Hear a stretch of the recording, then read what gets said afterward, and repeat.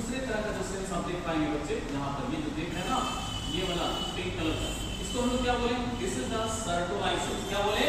सर्टोलाइसिस। ये करता क्या है? ये जो स्पर्म यहाँ पर देखिएगा ध्यान से, कहेगा कि प्रोवाइड करता है, न्यूट्रिशन प्रोवाइड करता है। किसको? मेल जर्म सेल्स को। क्या करता है? मेल जर्म्स को न्यूट्रिशन प्रोवाइड करता है। और मैच्योरिटी ऑफ स्पर्म के लिए क्या करते हैं? यहाँ पर स्पर्म जाके क्या करते हैं? न्यूट्रिशन गेट करते हैं। ठीक है, ये बात समझ में आ गया?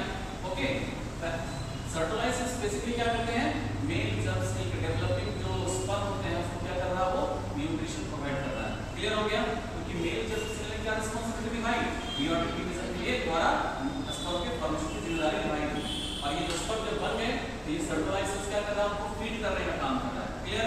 न्यूट्रिशन प्रोवाइड कर रहा है। आइए हम बात करते हैं सबसे ज्यादा जो इंपॉर्टेंट यहाँ पर एग्जामिनेशन में पूछा जाता है, इन दो सेमीफेरस टिप्यूल्स के बीच में एक खास तरह का सेल देखने को मिलता है, जिसको हम लोग क्या बोलेंगे? क्या बोलेंगे जी? आप ध्यान रखिए, इस सेल का नाम है इंटरस्टिशियल सेल्स। इसे क्या बोला गया? Leydig cells. जो पाए गए कहाँ?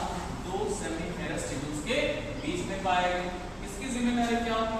ये सिंथेसाइज करता है या सीक्रेट करता है या निकालता है। कैसे? हार्मोन, टेस्टिकुलर हार्मोन को निकालता है। इसे क्या बोला गया?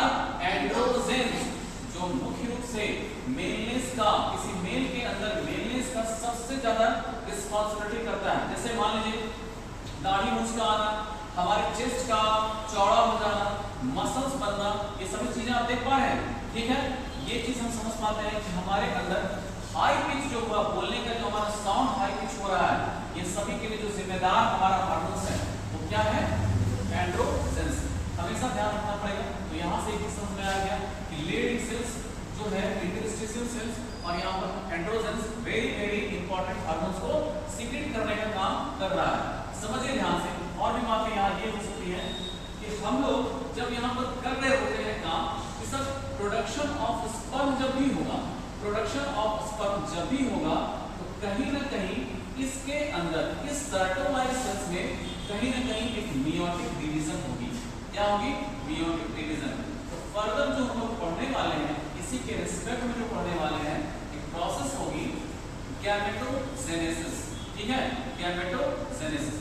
इस प्रक्रिया को गैमेट्स के फॉर्मेशन के लिए क्या कर सकते हैं? गैमेटोजेनेसिस प्रोसेस पढ़ते हैं। इसमें दो चीजें, एक तो स्पर्मेटोजेनेसिस होता है जो, और एक होता है oogenesis।